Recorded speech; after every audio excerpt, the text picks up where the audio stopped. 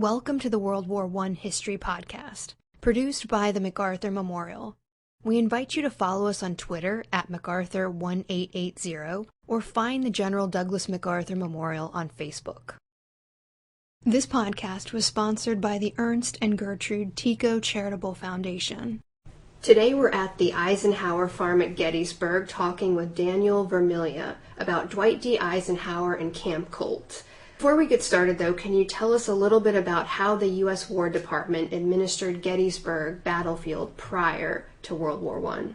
Sure. Thanks for coming out and being here at the Eisenhower Farm today. It's nice to join you here this morning in Gettysburg. I think a lot of folks who visit Gettysburg, Pennsylvania are surprised to learn of the interesting history of Camp Colt itself. The idea that you have this Civil War battlefield and 50 plus years after the battle was fought, it was used for an entirely different purpose of training soldiers in World War I. And that really wasn't out of the ordinary for that time in American history. When the War Department, in the early years of Gettysburg's history, was not run by the National Park Service, but by the War Department starting in the 1890s. And it was established to be a memorial place to commemorate the battle, commemorate those who fought here. But it also had some utility to it as well, in the sense that the War Department oversaw it with a board of commissioners, but they also used it for training soldiers. They would have military groups come to study the terrain on the battlefield.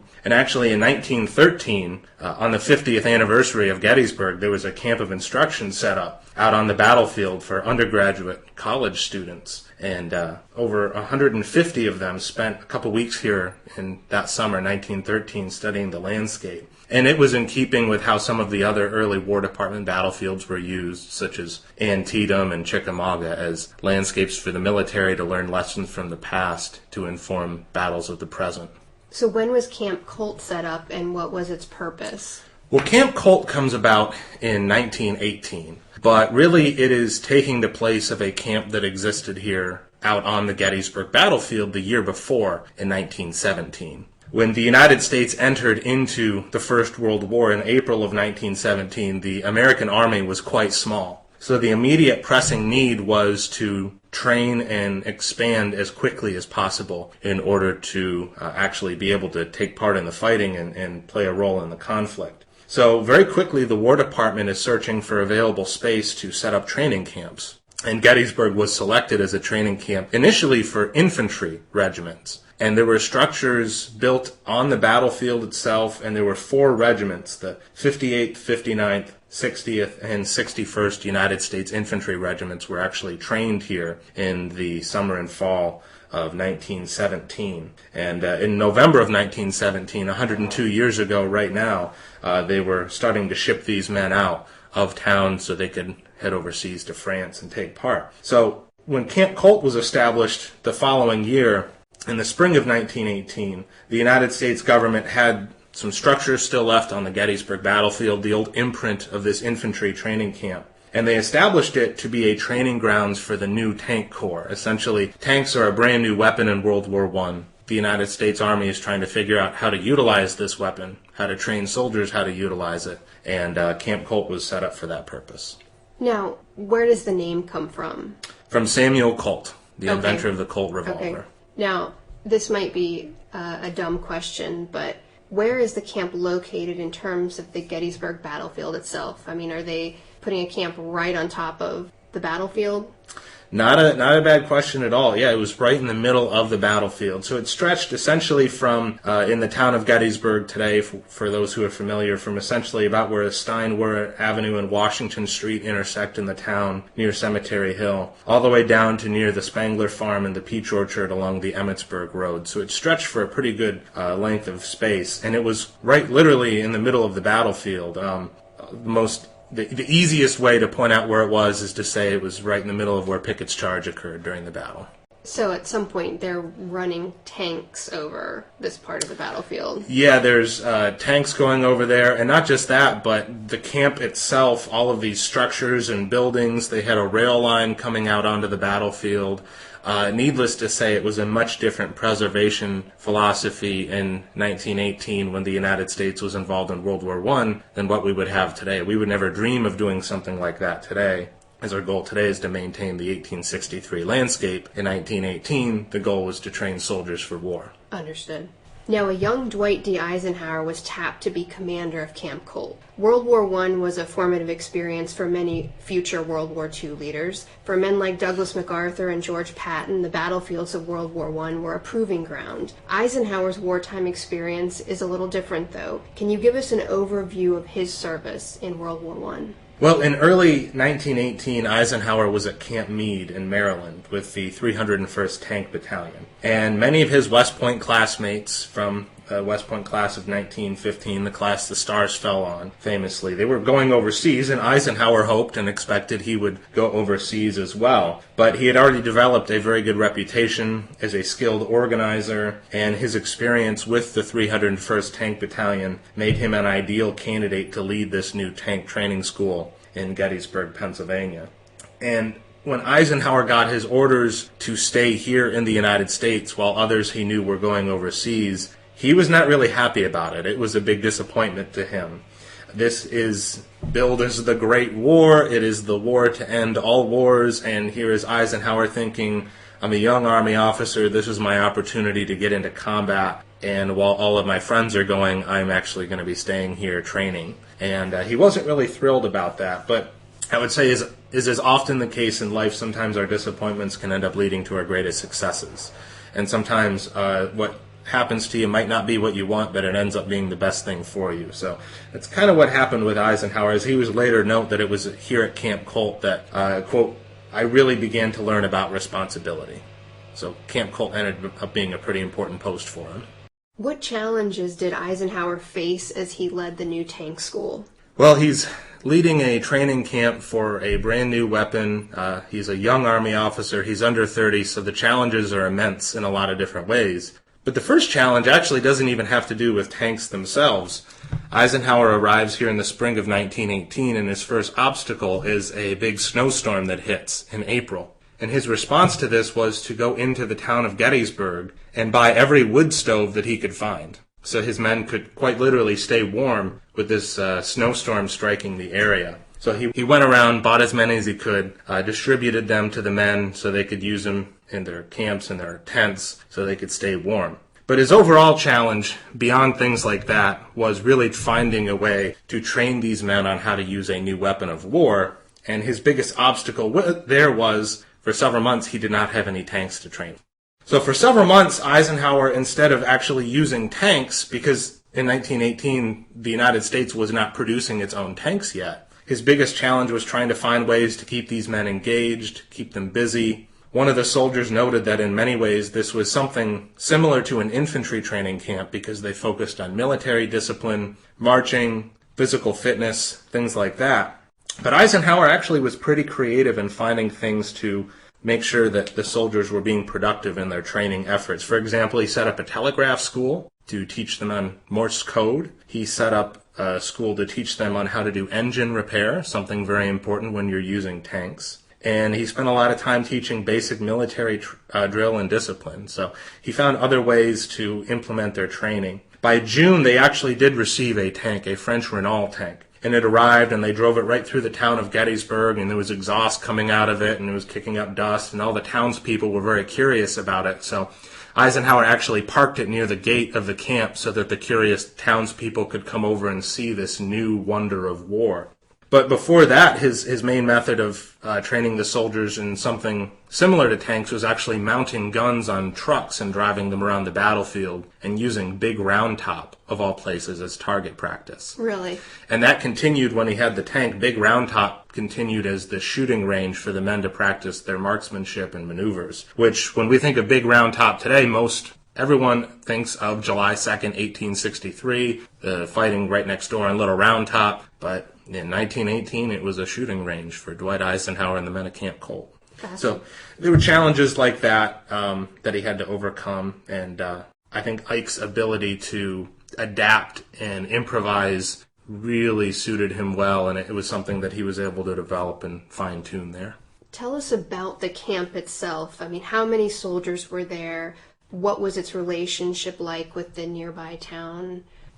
Well, overall, there were over 12,000 soldiers who came through the camp during its time in 1918. In the month of July, at its height, there were about 6,800 men there, and a lot of these men are starting to be sent overseas by the end of that month. Ike would later write that at Camp Colt, quote, because our enlisted personnel were volunteers showing an exemplary zeal, our troops were a few cuts above average. Most of these men had about 8 years or so of schooling, but there were some high school or college graduates there as well. Overall, maybe 20 different tank battalions were there. I'm not going to list every single one of them, but they ranged from the 302nd to the 346th, more or less.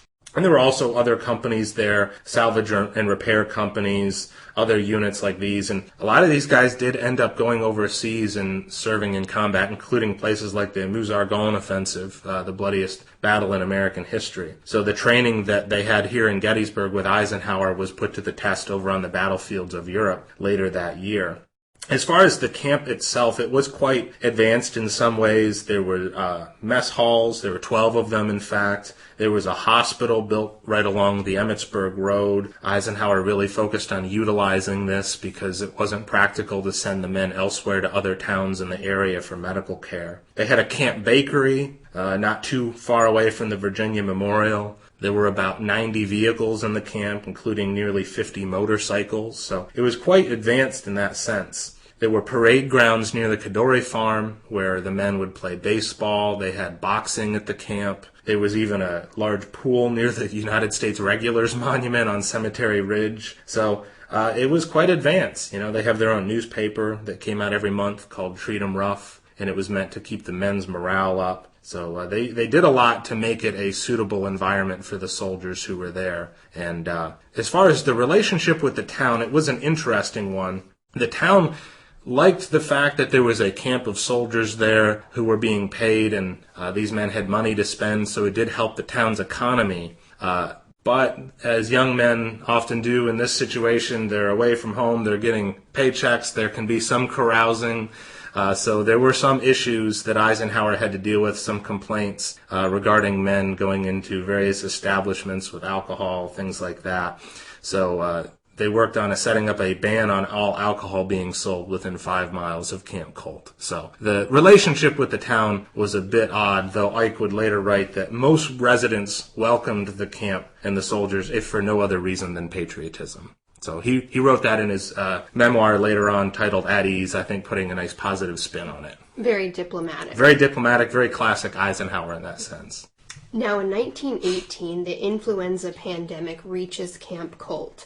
How does this affect the camp?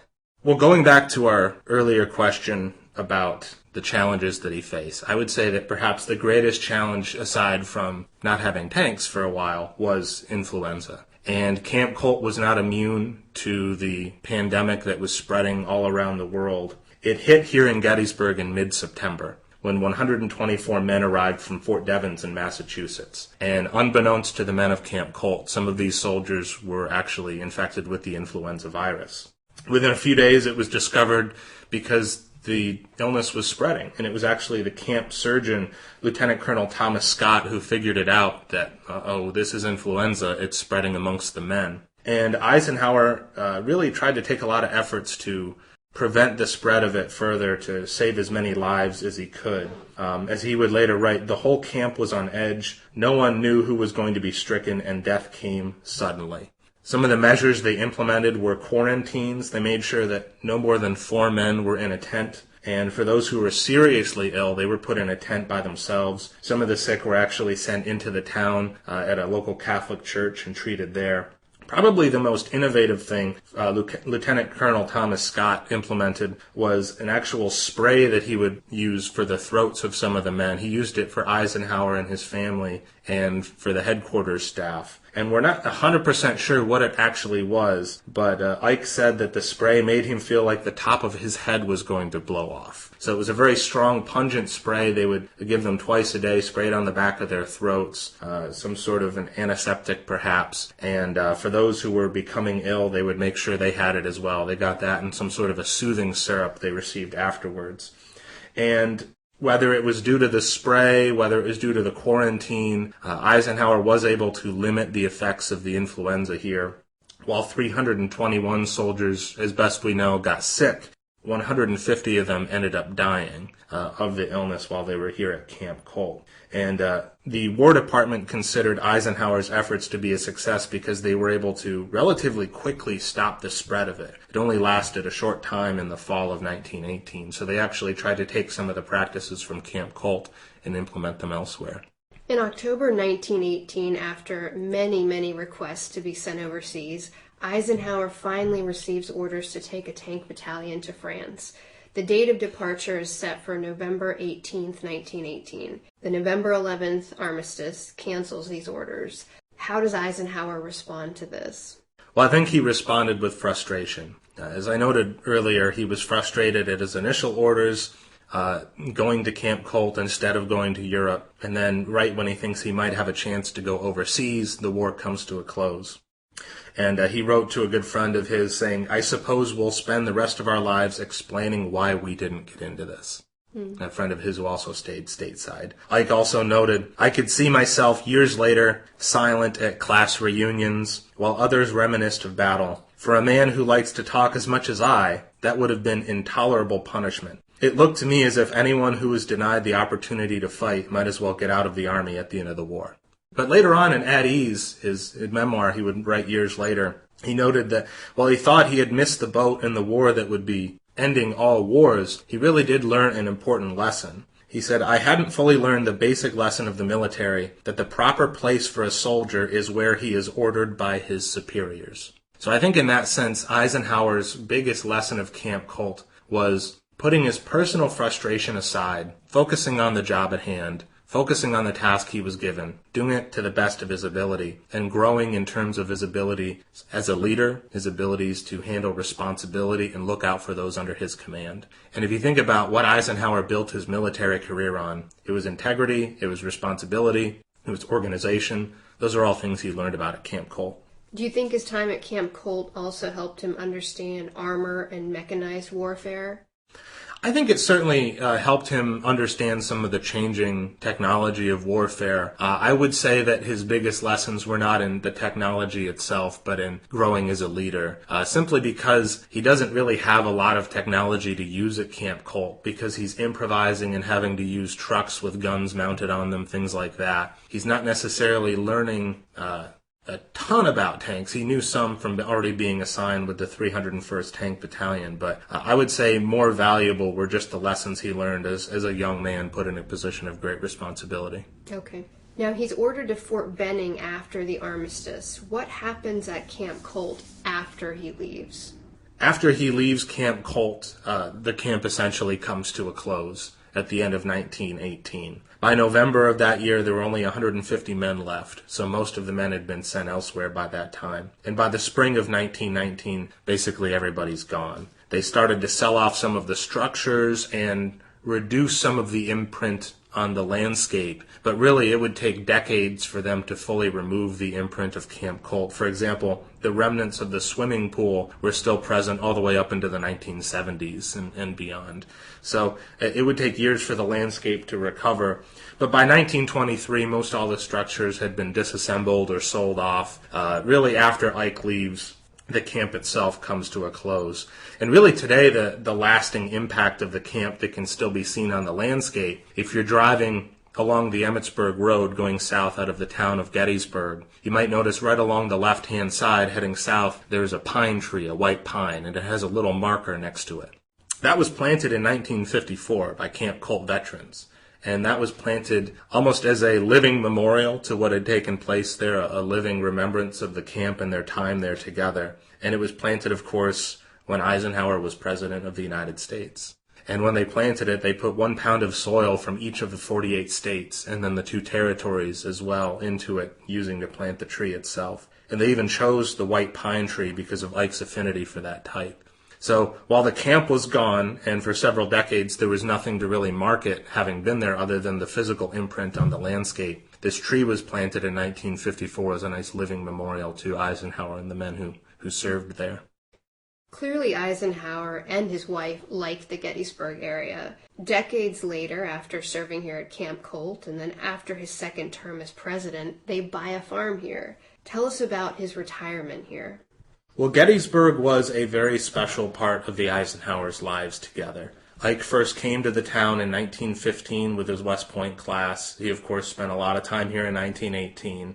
And Gettysburg had this calling on him that he really felt comfortable here. He and Mamie enjoyed the area. So by the late 1940s, Ike has left the United States Army. He's taken a position at the head of Columbia University. They're looking for a retirement home. And in 1950, they buy this farm here in Gettysburg, right next to the battlefield. They bought 189 acres of farmland for the price of $44,000. And they bought it because of its close proximity to the battlefield, because of its farmland here, but also because they really liked the area. And this was the only home they ever owned. For all their years together, Ike and Mamie were always on the move. This was the only place they, as a married couple, ever actually owned and could really call theirs. And they actually owned it prior to him becoming president. Correct. They bought it a couple years before he was president. And when they bought it in 1950, they're envisioning retirement. They're not envisioning the presidency. Right. But of course, a couple years later, that's exactly what happens. Ike relents to this pressure for him to run. He serves 2 terms in office, and during those 2 terms, that's really when they started to utilize this farm. In fact, he spent over 1 year of his presidency here, when you add up all the different days and weekends and weeks all together. So it became an important retreat for the Eisenhowers. It also became a diplomatic tool. He brought a lot of world leaders here. He brought Winston Churchill here to the farm in 1959 in the month of May. A couple months after that, he brought Nikita Khrushchev here to the farm in September when Khrushchev was visiting the United States. So he used it quite a bit as a diplomatic tool during his presidency. And then after he left office, this did become his retirement home, his primary residence.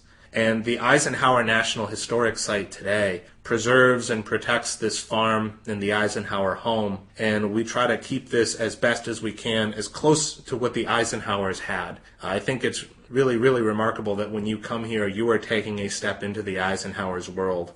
When you are seeing the Eisenhower house, you are seeing all of their actual stuff. 98% of the items we have in the house are original to the Eisenhowers. So as far as historic houses go, we are able to say that we're right up there with the best in terms of being able to offer the actual items that these historic figures had in their home. And it's really a remarkable, you get a remarkable sense of who Ike and Mamie were as people by coming here, because you're seeing the farm as they saw it, their house as they lived in it. And we are right here in Gettysburg, Pennsylvania, right next to the Gettysburg battlefield. There are shuttles that you can take from the Gettysburg Visitor Center to come on over and see us. We don't have parking here because Ike and Mamie didn't have parking, so we have shuttle access to the site. But the buses come on over and you can explore the grounds of the Eisenhower Farm. You can see Ike and Mamie's house, get a chance to see some of the amazing things given to them by world leaders that we have on display. See the sun porch where Ike loved to sit and read and paint, and he and Mamie would watch the evening news and watch their favorite TV shows together. And then you can walk the grounds of the farm and see where Eisenhower had a cattle herd. He was a cattle farmer here in retirement. So he was really a remarkable man. And his time here at Camp Colt in 1918 set this place up to be his eventual presidential retreat home and then his retirement home. Well, thanks so much for taking the time to talk with us today. Thanks for having me. It was a real pleasure to be here. Thank you for listening. If you have any questions, suggestions, or comments, please contact Amanda Williams at amanda.williams@norfolk.gov.